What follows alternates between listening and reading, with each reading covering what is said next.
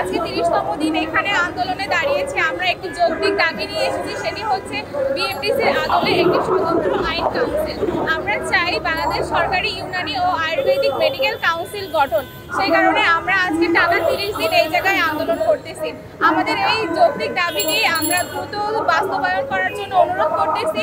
আমরা আমাদের ক্লাস পরীক্ষা সব বর্জন দিয়ে এই জায়গায় দাঁড়িয়েছি। আমরা প্রধান উপদেষ্টার নিকট আমাদের বিনীত অনুরোধ, আমাদেরকে এই দাবিটি মেনে নিয়ে আমাদের দাবির পক্ষে একটি অর্ডিন্যান্স জারি করে আমাদের এই আইন কাউন্সিলের দ্রুত গঠন করে দিক এবং আমরা আমাদের শিক্ষা কার্যক্রমে আবার ফিরে যেতে চাই। আমাদের একটি মিটিং হওয়ার কথা ছিল সচিবের সাথে, সেটি গত 22 জুলাই থেকে 24 জুলাই এবং 24 জুলাই থেকে 28 জুলাই করা হয়েছে, কিন্তু বিভিন্নভাবে তালবাহানা দিয়ে আমাদের এই মিটিংটিকে বারবার পোস্টপোন করা হচ্ছে। মিটিংটির ডেট আবার 29 তারিখ দিয়েছে এবং আশা করা যায় যে কালকে আমরা একটা ভালো সংবাদ পেতে পারি।